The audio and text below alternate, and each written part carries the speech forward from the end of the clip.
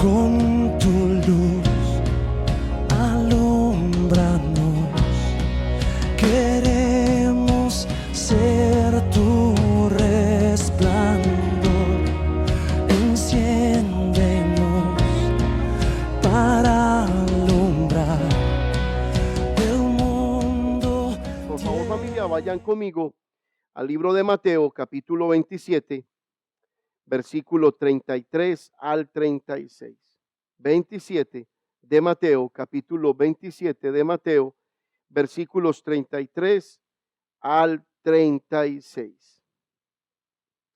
Y le hemos dado por título a la prédica de esta mañana: deshonrando al dueño de la túnica. Deshonrando al dueño de la túnica.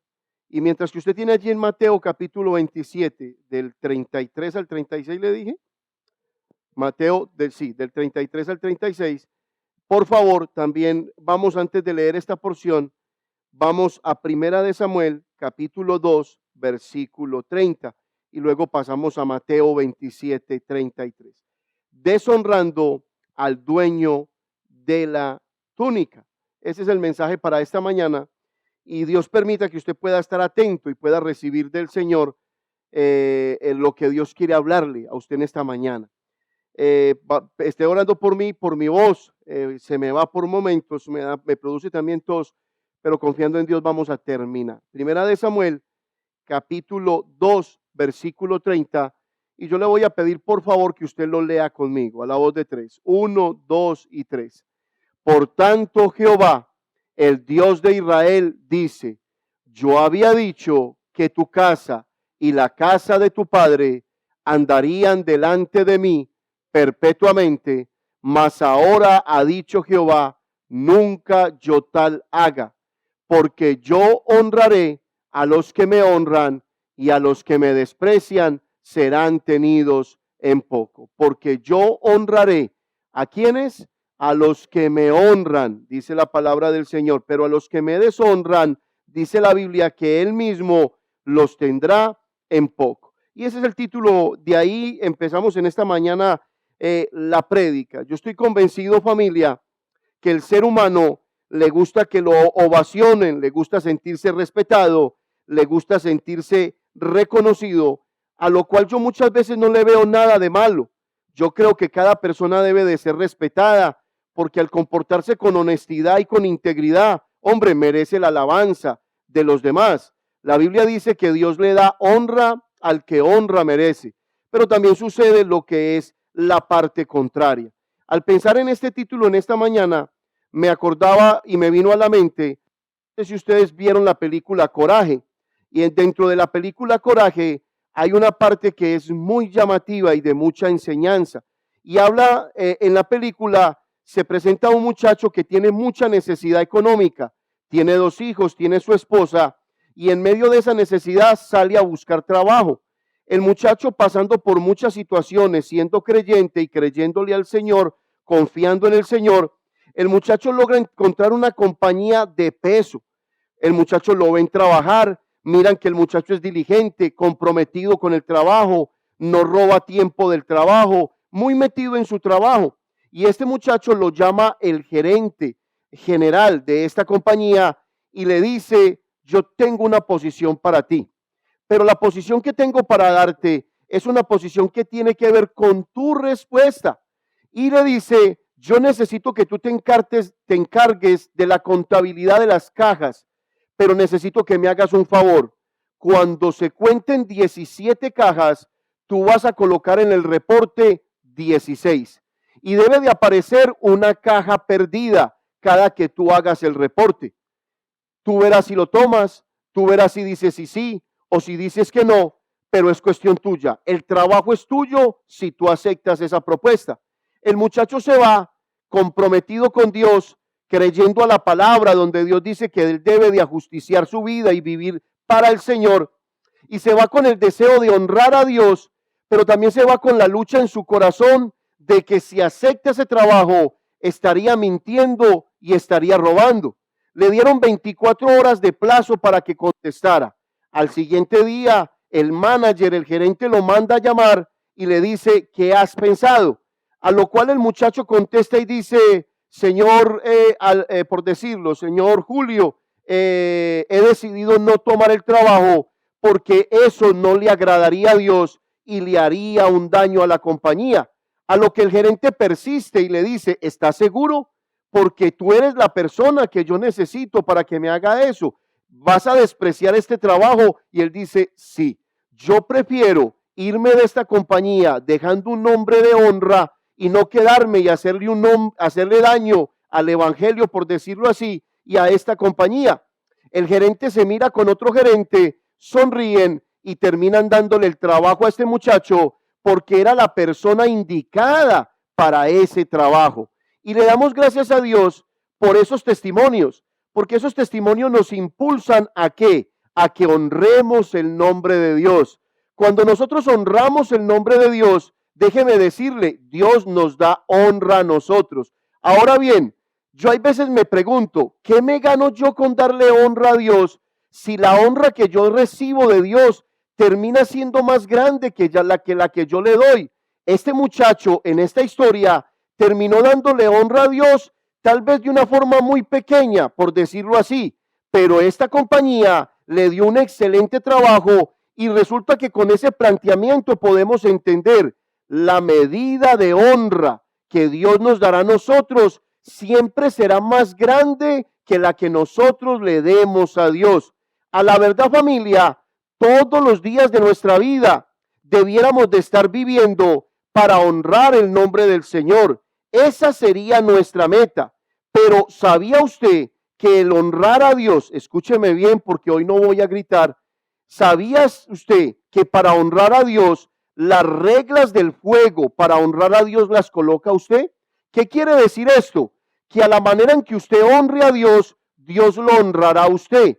Cuando usted viene a la iglesia y se sienta y usted empieza a escuchar, la forma en que Dios lo honra a usted es que Dios le va a hablar a su corazón.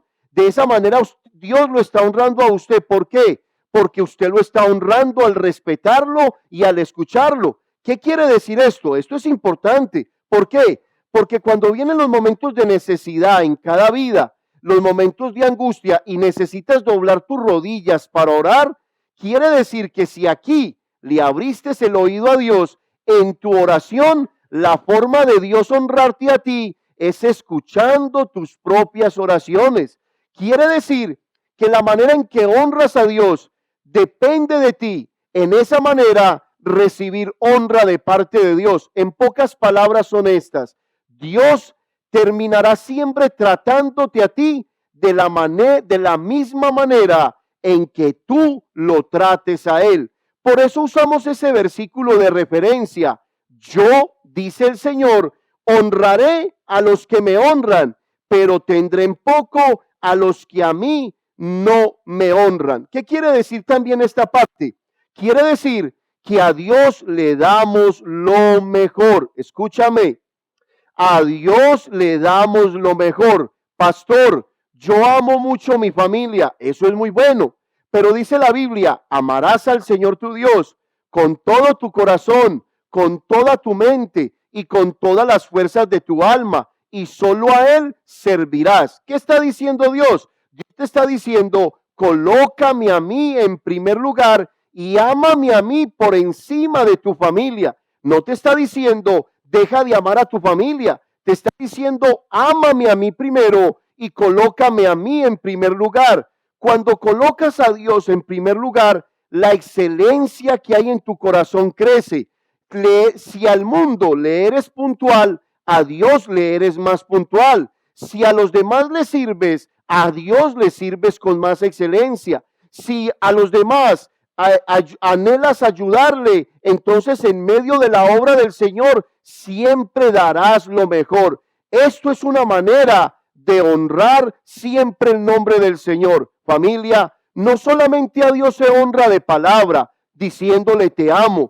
Créame, Dios mide la honra que usted le da, no a través de sus palabras, sino a través de sus acciones. Las acciones que ustedes tienen hoy y que tengo yo, y las actitudes que tenemos frente al Señor, siempre le mostrarán a Dios qué grado de honra le tenemos a Él. Ahora, recuerde esta parte. Si usted necesita ser escuchado por Dios, si necesita ser honrado por Dios, la clave es honrarlo a Él primero. Eso es lo que nos dice la bendita palabra del Señor. Ahora bien, familia, la honra es una virtud que a nosotros siempre nos terminará dando ganancia. ¿Por qué? Porque Dios siempre nos va a dar más a nosotros de lo que nosotros le damos a Él. Conozco casos, y aún dentro de la misma iglesia, de mujeres que han perseverado, de hombres y mujeres que han dado lo mejor, aún en los momentos más difíciles de su vida, y luego los he visto levantando bandera de victoria. ¿Por qué? Porque han colocado siempre a Dios en primer lugar. Ahora bien, en esta mañana vamos a traer una parte de la Biblia que se utiliza mucho para lo que es Semana Santa. Y es importante entenderlo. ¿Por qué? Porque vamos a estar hablando de la famosa escena en la cruz de Cristo, cuando Cristo estaba crucificado, y al estar crucificado, la Biblia nos enseña que a Jesús le quitaron el manto que tenía, que era un manto de un solo bordado. Quiere decir que a Cristo le gustaban los Nike, Cristo usaba Adidas, o sea, al hombre le gustaban las cosas buenas, no se ponía acá cosas baratas. ¿Por qué le digo esto? Porque hay gente que señalan a los cristianos de esta manera. Si es cristiano, no debiera de colocarse esa ropa de marca, no debiera usar una cadenita de oro. Hermano, eso es una forma equivocada de medir a las personas. A las personas se les mide por los frutos que dan. Y si sus frutos son dignos de arrepentimiento, quiere decir que a esa persona le ha llegado el reino de los cielos a su bendito corazón. Familia, esto es importante que nosotros lo entendamos. Cuando sustraje esta escena, me puse a pensar lo que hicieron estos 4 soldados romanos cuando cuando a Cristo lo habían crucificado. Dice la Biblia que a Cristo lo crucificaron, y cuando lo crucificaron, tomaron el manto, escúchelo bien, tomaron el manto y empezaron a rifarlo, o echaron dados, echaron suerte sobre él. Perdón. Tomaron, familia, la ropa de Jesús y empezaron a echar suerte sobre él, como quien dice, al caído, caele, ¿cierto que sí? Y esto me llamó la atención, porque nosotros podíamos estar cayendo en la misma actitud de estos soldados, pudiéramos estar en el servicio sin saber quién es el que está crucificado, pudiéramos estar viendo cómo Dios está tocando a una persona, o a una mujer, o a un niño a través de una canción, sin saber quién es el que lo está haciendo. Estos soldados tuvieron de frente a Jesucristo, y lo tuvieron de frente, mas sin embargo no les importó quién era Jesús. Cuando hablamos de la túnica de Jesús, tenemos que hablar de varias túnicas en la palabra del Señor. La Biblia dice que a José, su padre, Jacob, le hizo una túnica, y con esa túnica estaba declarando que José era un príncipe en medio de los israelitas y que algún día iba a gobernar. Efectivamente, José terminó reinando o gobernando como el segundo hombre importante en la tierra de Egipto. Pero la Biblia también nos habla de otras capas. Por ejemplo, la capa que le dio, perdone mi hermano, la capa que le dio Elías a Eliseo. La Biblia dice, cuando Eliseo tomó la capa, vino una doble porción de su espíritu sobre la vida de Eliseo. Y esto me llama la atención porque hace referencia a lo que es el Espíritu Santo. Esa capa representa al Espíritu Santo que un día descendió sobre nosotros, y con él tenemos una doble porción para caminar todos los días de nuestra vida. Pero también la Biblia habla de las ropas de Esteban. Cuando Esteban fue apedreado, dice que las ropas de Esteban se las pusieron a los pies de un joven llamado Saulo, escúchelo bien. Ese Saulo terminó siendo el apóstol Pablo, quien recibió la unción de Esteban, y hoy en día tenemos 13 cartas paulinas, un hombre que predicó el evangelio porque un día no desechó lo que fueron las ropas de un hombre de Dios. Familia, ustedes al leer esta porción que vamos en este momento a colocar en el screen, se van a dar cuenta que estos soldados desconocían, escúchelo, ¿quién era el que estaba en esa cruz? Si por esas ropas, escúchelo, hubieran entendido que allí había unción, ¿quién era el dueño de esas ropas no las habían rifado, ni le habían echado dados sobre ellas. ¿Saben lo que hubieran hecho? Se hubieran matado por la túnica de Jesús. Y eso es lo que estamos buscando en esta prédica, que usted se mate por el evangelio, que usted viva por el evangelio, que la tenacidad que usted tenga en su corazón sea total para Dios. Familia, déjeme decirle una cosa. Usted, al igual que yo, somos hombres y mujeres que nos van a faltar las fuerzas un día de estos. O hay momentos, escúchelo, que nos hacen falta las fuerzas, incluso para venir a la iglesia. Pero mida sus fuerzas para venir a la iglesia conforme las mide para ir a trabajar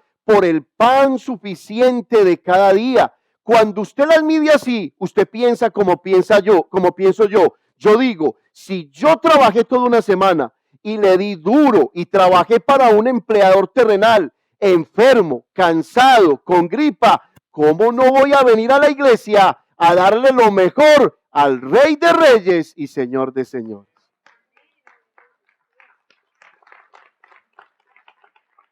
¿Qué estoy haciendo yo? Yo estoy honrando a Dios. ¿Por qué? Porque estoy diciendo, esta gripa no me va a dejar en la casa, ni me va a impedir a predicar. Familia, entremos entonces a la porción de Dios y vamos a mirar 4 formas de despreciar la cruz de Cristo. 4 maneras a través de que estos soldados dividieron la ropa de Cristo en 4. ¿Sabe qué me llama la atención? Que apenas crucificaron a Cristo, entonces echaron suerte sobre las ropas. ¿Y sabe por qué me llama la atención? Porque parece ser que hay personas que quieren o les gusta ver más bien a Cristo a toda hora crucificado, porque no tienen a un Dios a quien darle cuentas. Al fin y al cabo está muerto. ¿Sabe qué, familia? Para ellos, porque para nosotros está vivo entre los muertos, dice la Biblia, resucitó al tercer día y la muerte no lo pudo detener. Gloria a Dios por eso, ¿cierto que sí? Ahora bien, cuando yo estaba pequeño, me vienen muchos recuerdos al corazón, y una vez me llevaron al Cristo caído, no sé si es en Girardot, creo que se pagan promesas en Antioquia, y me llevaron, y una de las figuras que más se veía allí era el Cristo caído con llagas. Entonces usted pasaba con un algodoncito, y usted pasaba tomaba un algodón, y usted pasaba tocando las llagas de esa imagen, y ese algodón estaba bendito. Quisque bendito, lo que es uno desconocer la bendita palabra del Señor. Con razón dice la Biblia, y conoceréis la verdad, y la verdad os hará libres. Eso es lo que dice la palabra del Señor. Ya la luz de Cristo ha iluminado nuestro corazón. Pero ¿sabe qué? Yo notaba, y siendo yo muy niño, notaba que a la gente le gustaba tocar al Cristo caído. ¿Por qué? Porque era un Cristo muerto. A la verdad, nosotros a un Cristo muerto no podemos brindarle cuentas porque está muerto. ¿Qué quiere decir esto? Que con nuestra vida hacemos lo que nos da la gana frente a una tradición y no frente a una relación. ¿Por qué? Porque la relación con Dios siempre me llevará a abrir mi corazón y a decirle, Dios, cámbiame esto, cámbiame aquello y cámbiame lo otro. Pero la religión, tocando esas llagas, tocando esas imágenes, me llevarán a seguir siendo la misma persona. ¿Qué quiero decirles? Entran a ese lugar y salen más secos que nunca. ¿Por qué? Porque allí no hay un Cristo resucitado. ¿Qué significa la resurrección? Significa nueva vida. ¿Qué quiero decirles? Ustedes escogen o quedarse en la cruz de Cristo y jugar dados en su ropa, sortear su vida, o se quedan en la resurrección de Cristo. Una vida plena y una vida en abundancia. Vamos por favor al libro de Mateo. Vamos a libro de Mateo, capítulo 27, por favor.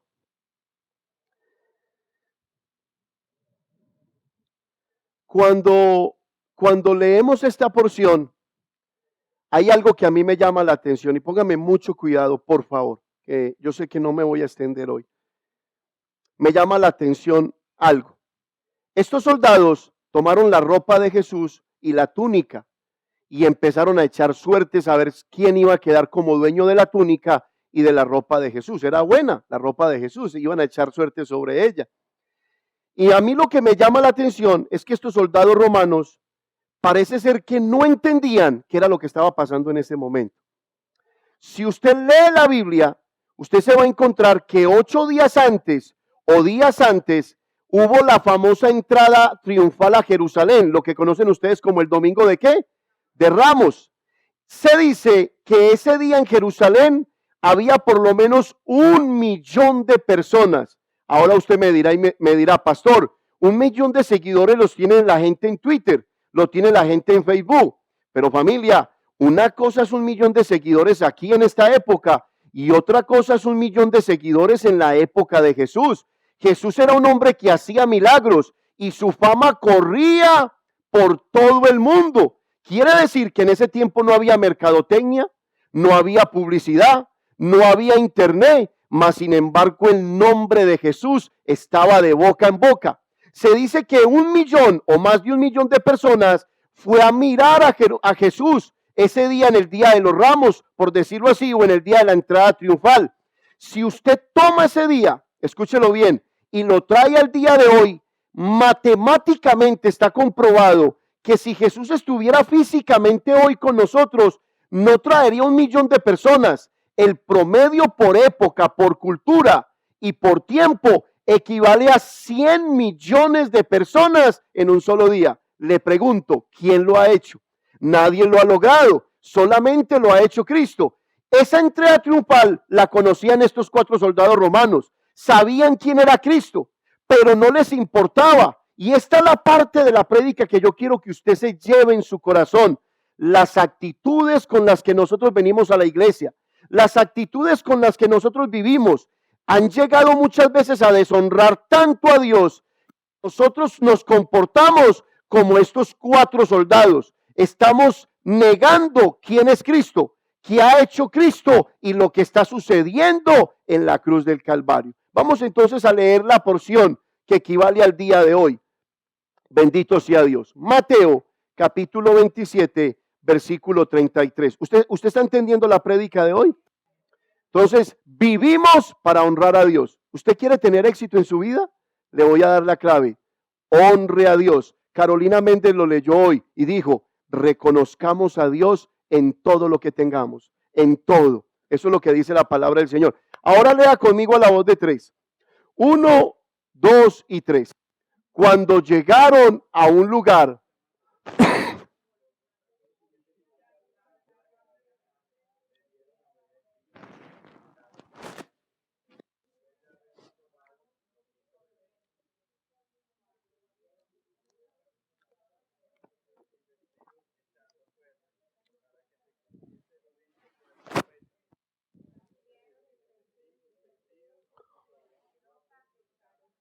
ahora yo quiero que usted lo lean conmigo de nuevo, por favor, familia, y hágalo con fuerza y verá que lo leemos en orden. 1, 2 y 3. Cuando llegaron a un lugar llamado Gólgota, que significa lugar de la calavera, le dieron a beber vinagre mezclado con hiel, pero después de haberlo probado, no quiso beberlo.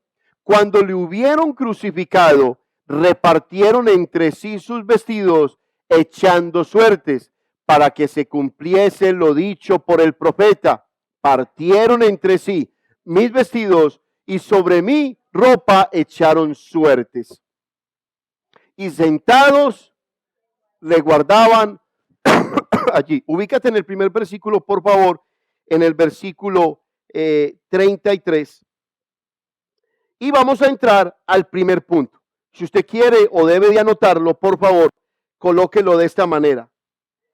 Los que echan suerte dividen el cuerpo de Cristo por doctrina.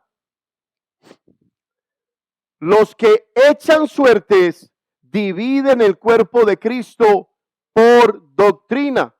Dice la Biblia que entre 4 soldados dividieron las ropas de Cristo. Las repartieron. ¿Qué enseña esa figura? Que estos soldados le quitaron la ropa a Jesús y dejaron desnudo a Jesús. Cuando hablamos del cuerpo de Cristo, no podemos tener solamente la figura de un hombre desnudo en una cruz del Calvario. Tenemos que tener la figura de la iglesia. La Biblia dice que el cuerpo de Cristo es la iglesia. Cada que una persona habla mal de su hermano, cada que la murmura, cada que la critica, cada que la desvalora, cada que se cree más importante que ella, está desnudando el cuerpo de Cristo. Escúchelo bien.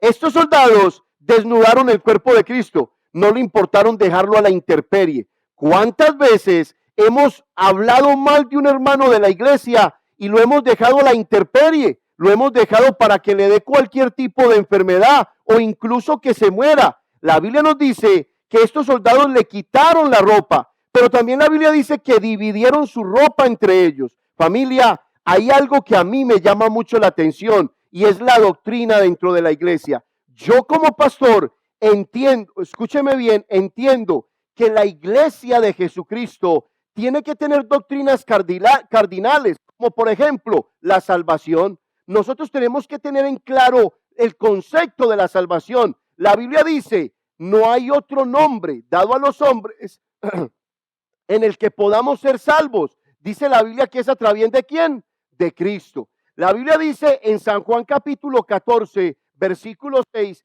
que Jesús se presentó como el camino, la verdad y la vida, que nadie va al Padre sino a través de él. La doctrina de la salvación en la iglesia es cardinal. ¿Por qué? Porque entendemos que solamente a través de Jesucristo hay perdón de pecados. Pero déjeme decirle, las iglesias se han ido metiendo doctrinas que han ido dividiendo el cuerpo de Cristo. Hace 2 años yo conocí una hermana que venía huyéndole a una iglesia. Esta hermana se sentaba en el momento de la alabanza y la adoración y el pastor les enseñó esta doctrina. La mujer no es digna de adorar a Dios, no es digna de alabar al Señor. Ellas tenían que agachar su cabeza por 1 hora de alabanza, colocar la cabeza entre las rodillas, las manos metidas entre las rodillas, mientras que los hombres adoraban a Dios.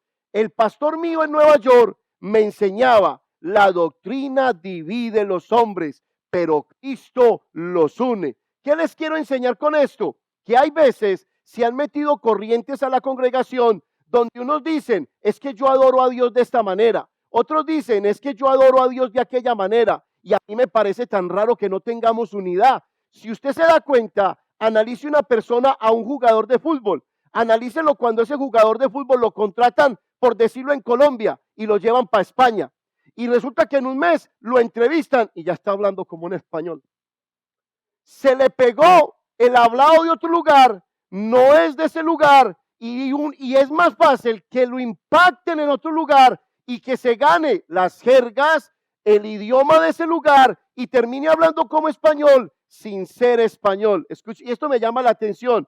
Y nosotros venimos a la iglesia y parece ser que no nos contagiamos el uno al otro, porque dicen, no es que yo adoro a Dios de esta manera. No, necesitamos que todos unidos adoremos el nombre del Señor, que usted se deje influenciar, que usted deje el individualismo, que usted busque a Dios de todo corazón, que usted se meta en el río de vida de la alabanza de una congregación. Déjeme decirle, los cultos en la iglesia no se pueden colocar como cultos ceremoniales. Usted tiene que venir a la iglesia con un corazón dispuesto. Cuando usted viene con un corazón dispuesto, jamás, escúchelo bien, Dios lo va a dejar ir a usted con las manos vacías. ¿Por qué? Porque viniste con algo para darle a Dios. Y si tú te crees generoso porque viniste con algo para darte a Dios, el Dios de los cielos será más generoso que ti y te devolverá con tus manos llenas.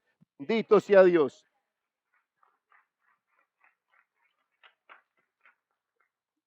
La doctrina divide. A mí me gusta mucho el apóstol Pablo, porque el apóstol Pablo tuvo un problema muy grande en la iglesia de Corintios. Llegó a la iglesia de Corintios y las mujeres estaban salidas de tono. Estaban montándose por encima de la autoridad de los varones. Y Pablo dijo, aquí hay un problema.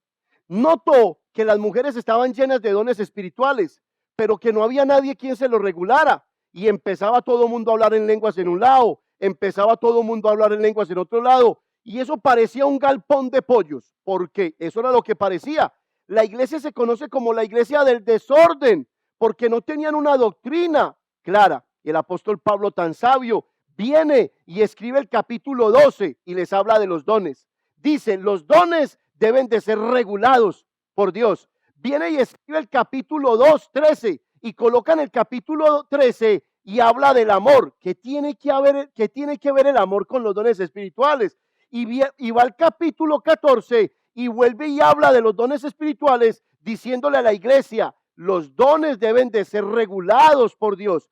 Pablo, ¿qué quería enseñar? Pablo estaba haciendo un sándwich. En la primera tapa del capítulo 12 puso un pedazo de pan. En la tapa de arriba, el capítulo 14, puso otro pedazo de pan. Pero en la mitad colocó el capítulo 13, habló del amor. Venga, le pregunto, si a usted le ponen un sándwich con pollo en la mitad, con jamón en la mitad, con mayonesa en la mitad, ¿usted qué más le gusta? ¿La tapa de arriba del pan, la tapa de abajo del pan o lo de la mitad? ¿Qué le gusta a usted? La mitad. Pablo estaba seguro que el amor tenía que estar por encima de cualquier situación y por encima de cualquier don. Familia, cuando nosotros colocamos el amor frente a cualquier cosa que vemos en la iglesia, no importa que nos equivoquemos. Yo prefiero equivocarme al lado de qué? Del amor. ¿Al lado de qué? Del perdón. Familia, no dejemos que la doctrina nos divida. Yo sé que hay doctrinas que tenemos que cuidar en la iglesia. Yo sé que hay cosas esenciales que tenemos que cuidar en la iglesia. La doctrina del Espíritu Santo, la doctrina de la salvación. Pero no permitamos que otro tipo de enseñanzas nos aleje de nuestro hermano por quien también Cristo murió. Pastor, es que aquella no usa falda larga. Usted no quiere, no la use a usted. Pero ame a su hermano como se ama a usted mismo. Eso es lo que la palabra del Señor nos enseña. Dice la Biblia, en esto conocerá el mundo. ¿Quién? El mundo. Que ustedes son mis discípulos. ¿En qué? ¿Por la falda? ¿Por los aretes? ¿Por la pintura? ¿Por el peinado? ¿Por qué? Porque se amen unos a otros. ¿Qué necesita el mundo? Conocer a Cristo. ¿Cómo conocen a Cristo? A través del amor, a través del perdón, a través de sencillamente servirle, a través de dar fruto y un fruto en abundancia. Venga, le digo, mi hermano, ¿usted no ha caído en cuenta que todos los días está más viejito? ¿Usted no ha caído en cuenta que todos los días le sale una arruguita más? ¿Usted no ha caído en cuenta que usted se está muriendo todos los días? Familia, yo caigo en cuenta de eso. ¿Y sabe qué hago? Yo prefiero servirle a mi Redentor y decirle que se desgaste este cuerpo, que se muera este cuerpo, pero para algo que es digno, para algo que es glorioso, para algo que es eterno, pero no para algo pasajero.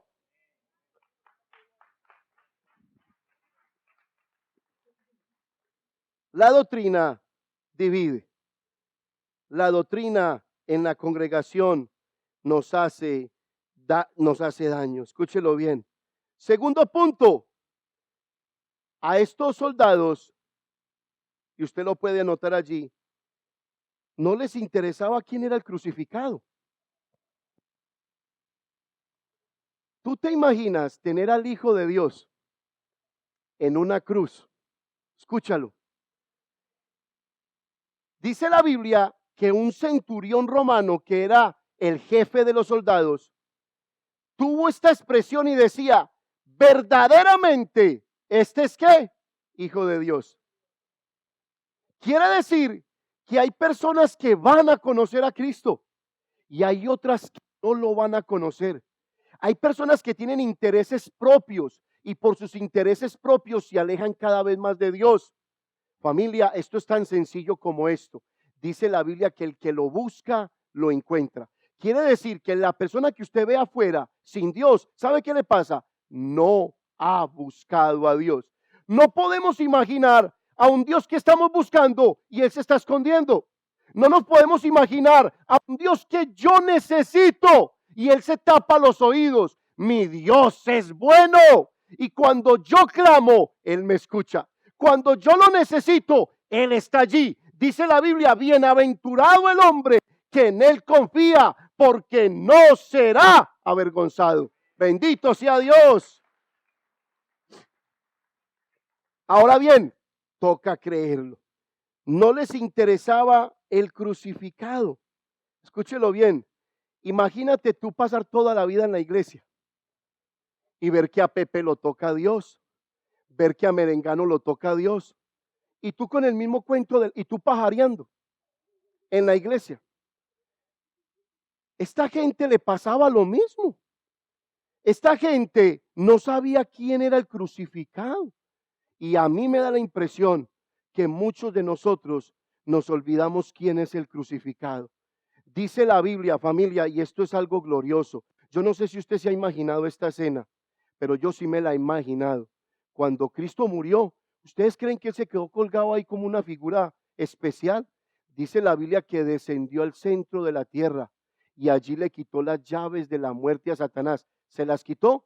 ¿Usted cree que Jesús llegó diciendo, haceme el favor y me las devolvés? No, no, no. Ahí hubo una guerra. Ahí hubo una oposición. A Cristo no lo iban a dejar levantarse de los muertos, pero dice la Biblia que no hubo entidad, no hubo demonio, no hubo infierno que lo pudo detener. Ese es Dios, ese es Dios. Y sabe que se levantó para decirle a usted y decirme a mí, tienes vida y la tienes en abundancia. Por eso dice la Biblia, el que tiene al Hijo tiene la vida. Dijo Jesús, yo he venido para que tengan vida y no cualquier tipo de vida. Quiere decir que si estás viviendo una vida no conforme a la voluntad de Dios, no le eches la culpa a Dios. Tú eres culpable de tu propio fracaso. Si no tienes una vida plena, es porque no lees la Biblia. Si no tienes una vida plena, es porque no entiendes la voluntad de Dios. Si no tienes una vida plena, es porque tu propia vida no honra el nombre de Dios. Yo he notado que hay familias que son muy completas. Tienen a su esposa, tienen a sus hijos, sus trabajos, sus casas, pero yo noto en sus rostros una ausencia de Dios. Tremendo. Y uno dice, wow, lo tienen todo terrenalmente, pero tienen una ausencia de Dios en sus corazones y su cara lo refleja. Su cara refleja que hay una ausencia de Dios. No hay necesidad de buscar a Dios. Trabajan por el día a día. Viven por el día a día, pero hay del día en que llegue una enfermedad. Hay del día en que le digan, tu hijo mayor está consumiendo crack. ¿Dónde está Dios? ¿Dónde está Dios? Y Dios, rompas en caso de incendio. ¿Será que la intención del hombre es siempre buscar a Dios en los momentos difíciles? Qué triste. Yo me imagino a Cristo mirando a sus soldados así. Esto no saben de qué se trata. Estoy dando mi vida por la humanidad. Es que espérate un momentico. Cristo murió por los pecados del pasado, por los pecados del presente, y sin verte, pero conociéndote, estaba muriendo por ti. No solamente eso, dice la Biblia que Él murió por mis enfermedades. Pastor, yo conozco una que es cristiana y se está cayendo a pedacitos y se está muriendo de cáncer. Ah, sí. ¿Y cómo está su espíritu? ¿Cómo está su actitud con Dios? ¿Cómo está su respuesta anímica? Porque que yo entienda, nosotros los cristianos no amamos esta carne. Ah, que nos tenemos que dar. Sí. ¿Nos gusta este mundo? Sí, pero con Cristo. Sin Cristo, esto es una locura. Eso es así de claro para mí. Cuando una persona se está muriendo, y yo he visto testimonios por internet, hombres que apenas su esposa tuvo un bebecito y a él le quedan 3 o 4 semanas de vida. ¿Y sabe qué? Nunca los ve renegando. Viven para el Señor. ¿Y sabe de qué se encargan? Se encargan que sus últimos días de vida estén dejando una huella para marcar sus próximas generaciones. ¿Usted está aquí? ¿Cómo se llama la prédica? Entonces, deshonramos a Dios cuando la doctrina nos divide. El segundo punto es, deshonramos a Dios cuando ignoramos o no nos interesa quién es el que está crucificado. Escúchelo bien. Tal parece que más nos conviene tener a Cristo crucificado porque menos tenemos que rendir cuentas. Menos tenemos que rendir cuentas. Dichosos nosotros que tenemos a un Cristo no muerto, sino resucitado. Tercer punto, estaban interesados a ver qué le sacaban a Cristo, pero no estaban interesados en Cristo. Para mí esto es un puntazo. Estos soldados estaban interesados en a ver qué le sacaban a Cristo.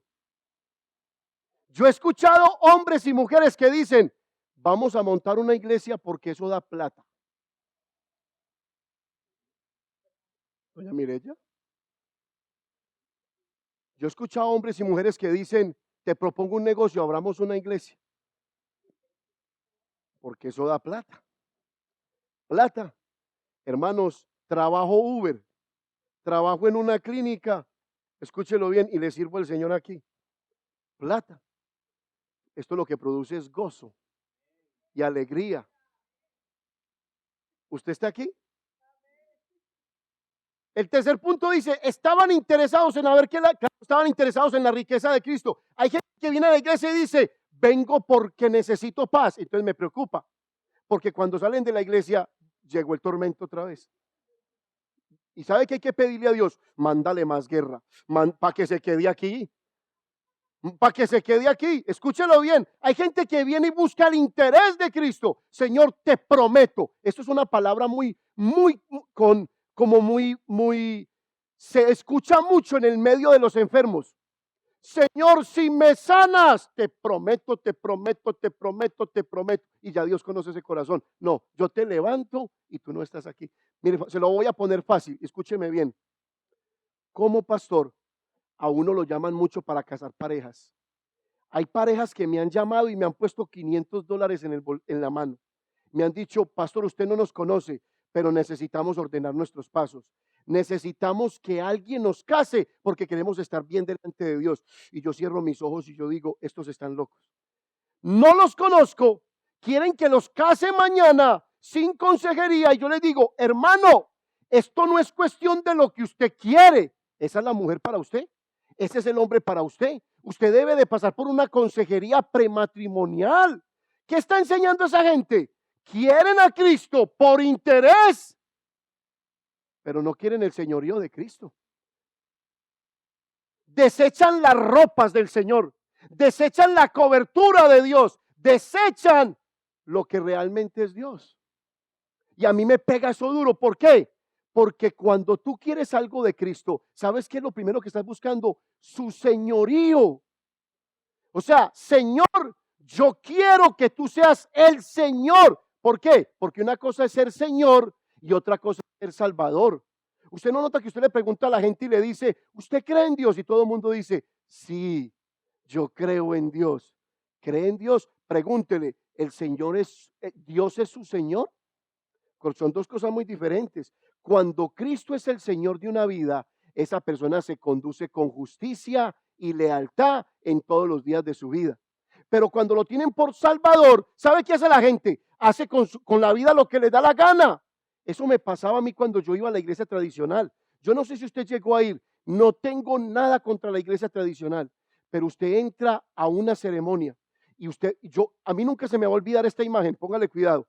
Yo estaba muy pequeño y yo iba a la iglesia tradicional con una necesidad de Dios. Y yo no digo que la iglesia me tenía que suplir mi necesidad. Yo me iba a encontrar con Dios cara a cara. Pero nunca voy a olvidar que siempre me encontraba con una señora que en los momentos del canto que decía, aleluya, había una señora que no le daba pena de nadie. En medio de 1,000 o 2,000 espectadores que habían allí, ella siempre se ponía la mano en el corazón como cantando el himno nacional y cantaba para Dios. Y yo anhelaba tener lo que esa mujer tenía en medio de un lugar tan seco y tan árido. Escúchalo bien. ¿Cuál es el problema? Que tú entras a un lugar de esos y como Dios no es tu Señor, sino que es tu Salvador, sales de ese lugar y sigues siendo la misma persona. Entras a ese lugar, pides perdón por mi culpa, por mi culpa, por mi grandísima culpa. ¿Por tu culpa? ¿Qué vas a hacer con tu culpa? Porque la mía la puse a los pies de Cristo. Me perdonó y no solamente me perdonó, me transformó y me lleva de gloria en gloria y de victoria en victoria.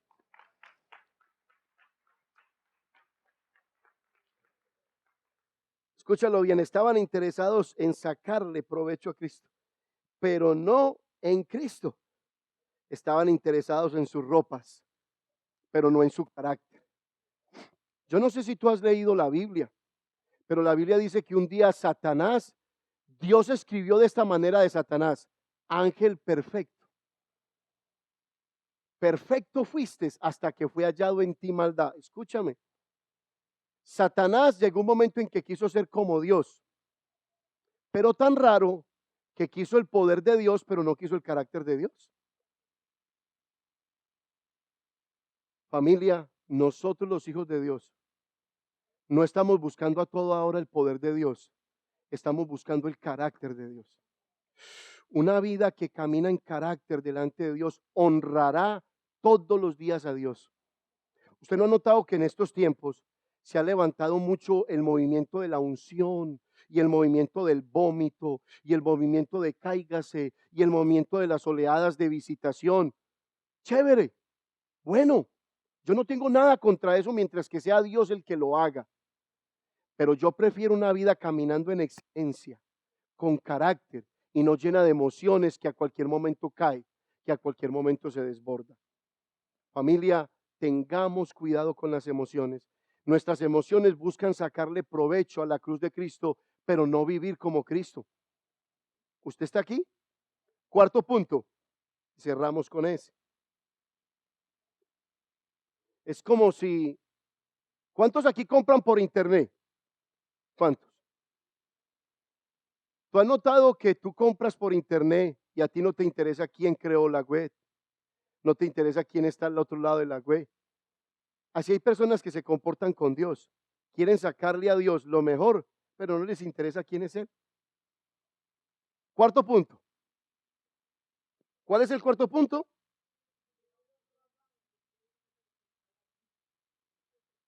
¿Una qué? Pero dígalo duro. Dividieron su ropa porque Cristo le resultaba ¿qué?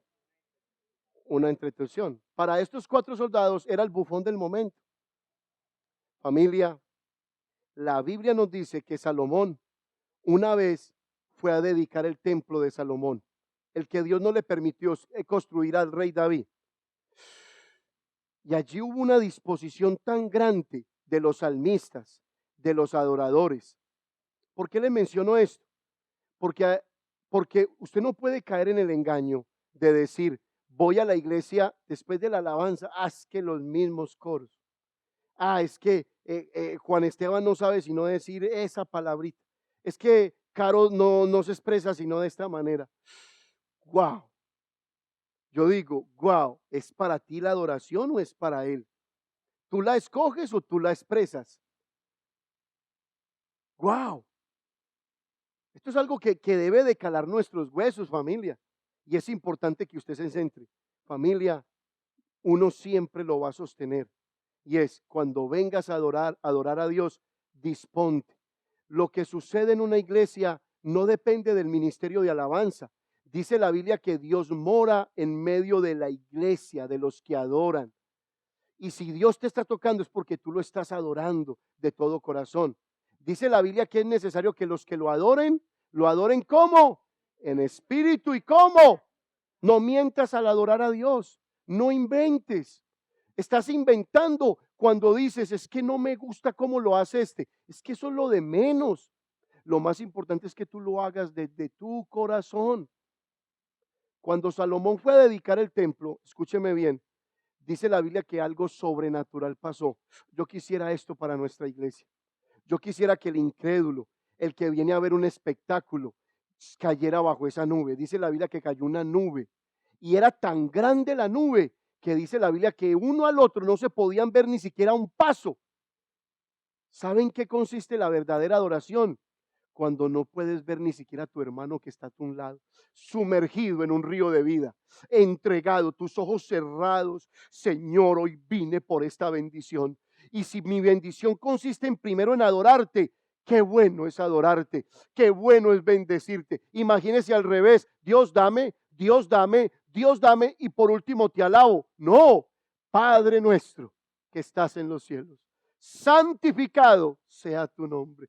Dios, escúchelo, Jesús empezó ¿cómo? Adorando al Dios de los cielos. Pastor, ¿por qué el culto es así? Porque Jesús empezó adorando el reino de los cielos.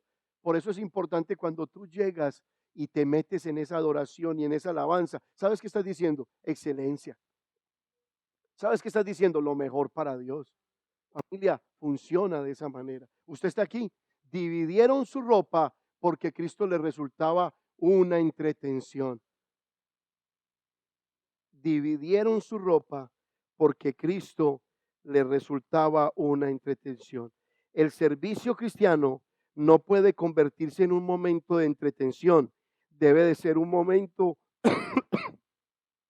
de alegría interna, de celebración, compartir con los demás.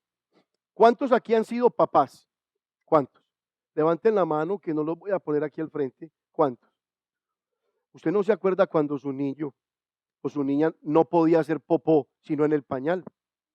Y hay niños que hacían un popó, que hágame el favor. Había que pedir ayuda para poderlos cambiar. Yo he visto por ahí madres muy vivas. Cámbialo tú, porque como comen, dan del cuerpo. A mí nunca se me olvida, porque me gusta mucho analizar a los papás. Cuando el bebé o el peladito logra hacer popó por primera vez en la vasenilla, ¿qué es lo que pasa? ¿Hay qué? Hay gozo en casa del Señor. Hay fiesta, ¿cierto que sí? ¿Por qué? Porque, wow, y esto es un ejemplo muy bonito. Cuando Dios libera una vida, y esa vida llega y viene y dice, estoy agradecido, y te adoro y te glorifico. ¿Usted qué cree que pasa en el reino de los cielos? Hay revolución. Los ángeles están de allá para acá. ¿Sabe por qué? Porque un arrepentido, uno que ya no está embarrando su vida, está dedicando su vida a Dios.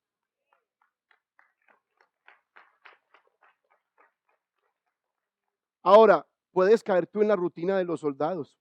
No sé quién es el crucificado. Y cuando vienes en la iglesia, ay, es que me duele esta mano. Si tan siquiera tuviera sanidad en esta mano, yo te adoraría. Dios sabe que no lo harías, por eso no te la sana. Me engañarás a mí, pero no engañarás a Dios. Pastor, cáseme, que le prometo que me congrego. No se congregaba antes, no se va a congregar después. Voy a la iglesia cuando me sienta bien. ¿Me sienta bien? Depende de tus emociones. No, yo voy a la iglesia porque Él es digno de gloria, de honra y de alabanza.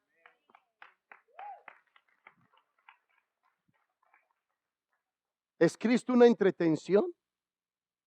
¿Es Cristo el bufón de tu vida? ¿Se convierten los cultos en servicios que convierten tu alma y retan tu vida? Hay muchas personas que aquí han llegado y de rodillas han pactado con Dios en pleno culto. Pastor, ¿dónde están? No, por sus frutos los conoceréis. Yo personalmente fui tocado una vez en un culto, por eso no desprecio los cultos.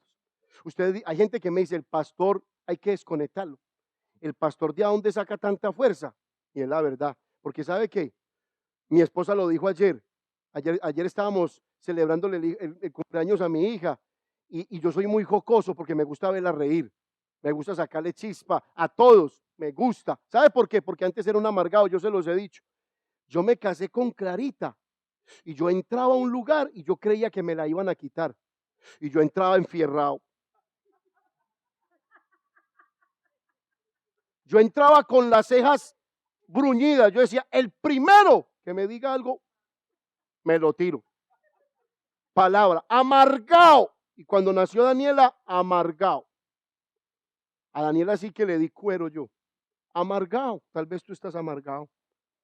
Tal vez no has reconocido que las expresiones que tienen vienen de una amargura de tu corazón. Y vienes a la iglesia. ¿Y sabes por qué no has sido sanado? Porque no dispones tu alma.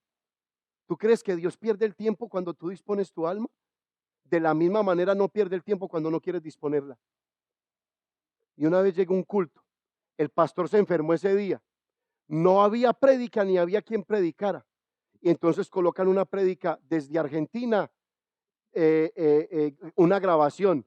Y empieza semana a predicar. Y yo me comía esa prédica acerca de la alabanza y la adoración. y empecé a sentir machetazos en mi corazón.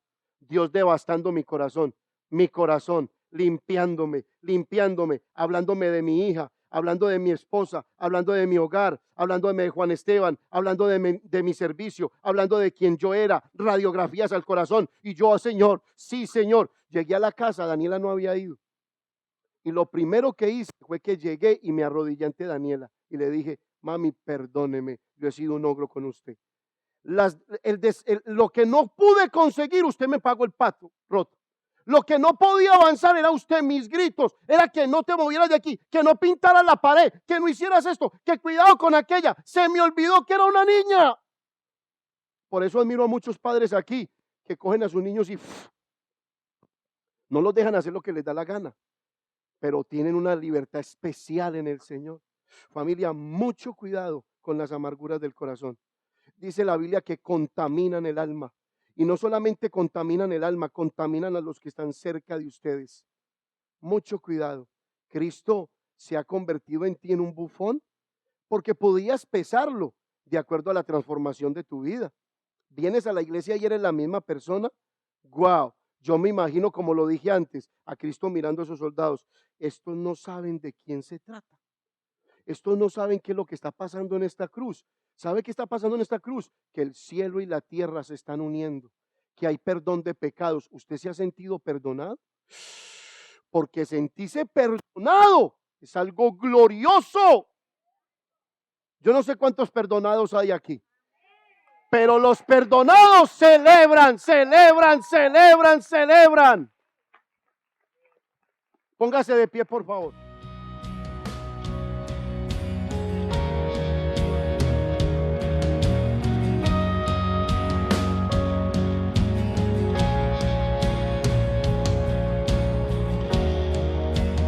con